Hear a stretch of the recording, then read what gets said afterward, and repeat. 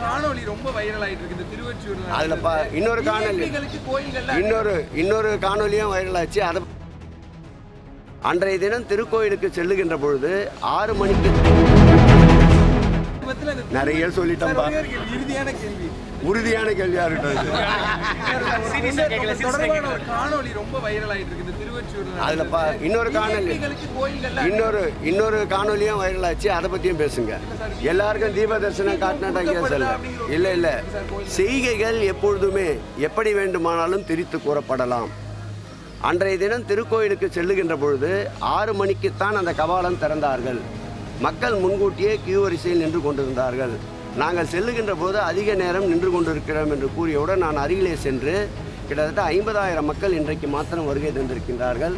ஆகவே சற்று பொறுமையாகத்தான் செல்ல வேண்டிய சூழ்நிலை இருக்கின்றது. உங்களுக்கு வேறு ஏதாவது வகையில் உதவி தேவைப்பட்டால் தண்ணீர் அல்லது வேறு ஏதாவது அதாவது இயற்கை உபாதைகள் கழிப்பதற்கு வேறு ஏதாவது மருத்துவ வசதிக்கு தேவைப்பட்டால் அல்லது பசி போன்ற மயக்கங்கள் இருந்தால் சொல்லுங்கள், அதற்கு உதவி செய்கிறோம். முடியவில்லை என்றால் வாருங்கள், நான் கூட உடன் அழைத்து செல்கிறேன் என்று தான் கூறினேன். திரித்து கூறுவது அங்கொன்றும் இங்கொன்றும் வெட்டி பிட்டாக வெட்டினால் என்ன வேண்டுமென்றாலும் செய்யலாம். இன்றைக்கி வளர்ந்துவிட்ட விஞ்ஞான யுகத்திலே திருக்கோயில்களை பொறுத்தளவில் விஐபிகள் தரிசனம் அது இது என்பது அவர்களுடைய பணி நிமித்தத்தை பணியினுடைய அவர்களுடைய தேவைகளை ஏற்ப இந்த சூழல் அமைகின்றது. இதை முழுமையாக ஊடகங்கள் தான் நெகட்டிவாக வந்த விஷயத்தை பற்றி பேசுகின்ற பொழுது பாசிட்டிவ் விஷயங்களையும் எடுத்துக்கொள்ள வேண்டும் என்று அன்போடு கேட்டுக்கொள்கிறேன். குறைகள் இருந்தால் சுட்டிக்காட்டுங்கள். நிச்சயமாக அதற்காக நாங்கள் வருத்தப்பட மாட்டோம், கோபப்பட மாட்டோம்.